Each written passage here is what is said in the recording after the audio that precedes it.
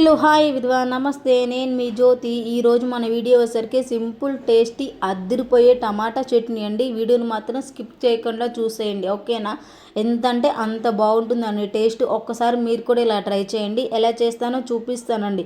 ముందుగా నేనైతే half KG టమాటాలు తీసుకున్నానండి. మంచిగా రెడ్ కలర్ ఉన్న టమాటాలు తీసుకొని మంచిగా వాటర్లో కడిగేసి పక్కన పెట్టేసుకొని, పావు కేజీ పచ్చిమిరకాయలు తీసుకొని అవి కూడా వాటర్లో కడిగేసి చిన్న చిన్న ముక్కలుగా కట్ చేసుకొని, మీకు నచ్చినట్టు కట్ చేసుకోండి పర్వాలేదు, మంచిగా కట్ చేసి పక్కన పెట్టేసుకొని, నేనైతే ఒక కట్ట పుదీనా తీసుకొని మంచిగా ఒలుచుకొని వాటర్లో నానబెట్టాను. ఇంకా స్టవ్ ఆన్ చేసి గిన్నె పెట్టేసి 1 కప్పు ఆయిల్ వేసి, ఆయిల్ బాగా హీట్ అయిన తర్వాత పచ్చిమిరకాయలన్నీ వేసి, పచ్చిమిరకాయలు కొంచెం బాగా వేగిన తర్వాత కట్ చేసి పెట్టుకున్న టమాటాలన్నీ వేసి బాగా మగ్గనివ్వాలండి. ఆయిల్లో మంచిగా వాటర్ అంతా ఇంకిపోవాలండి. టమాటాలో ఉన్నంత వాటర్ అంతా ఇంకిపోయేదాకా బాగా ఫ్రై చేయండి.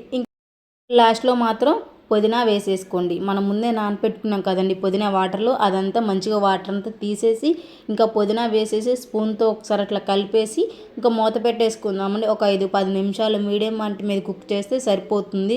చూసారు కదా, ఆయిల్ అంతా సపరేట్ అయిపోయింది. ఇంకా అదంతా చల్లారేదాకా పక్కన పెట్టుకోవాలండి.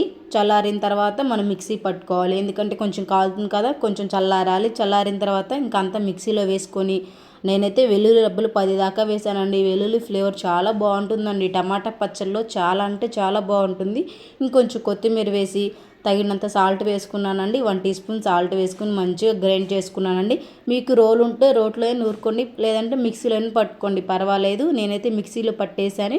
ఇంకా అది పక్కన పెట్టేసి స్టవ్ ఆన్ చేసి గిన్నె పెట్టేసి 1 కప్పు ఆయిల్ వేసి పోపు దినుసులన్నీ వేసిన తర్వాత 2-3 ఎండుమిరకాయలు వేసి, కొంచెం ఫ్లేవర్ చాలా బాగుండాలి కాబట్టి పచ్చి కరివేపాకు వేసుకొని, ఆ మసాలా అంతా వేగిన తర్వాత మనం ముందే మిక్సీ పట్టుకున్న టమాటా పచ్చడిని అలా వేసేసి నూనెలో ఒక 5 నిమిషాలు మగ్గనిస్తే అబ్బా ఎంత బాగుంటుందండి. ఏ కూర కూడా సరిపోదండి ఈ పచ్చడి ముందు. ఎమ్మి ఎమ్మి సింపుల్ టేస్టీ పచ్చడి అండి.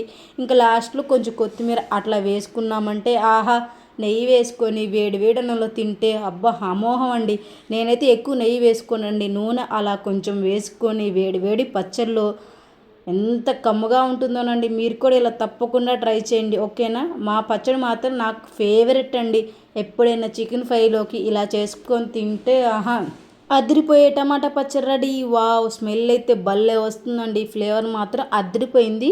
మా వీడియో నచ్చిందో లేదో కామెంట్లో చెప్పండి, ఓకేనా? మీ ఇంట్లో కూడా తప్పకుండా ట్రై చేయండి. ఇలాగ టేస్ట్ మాత్రం చాలా అంటే చాలా బాగుంటుంది.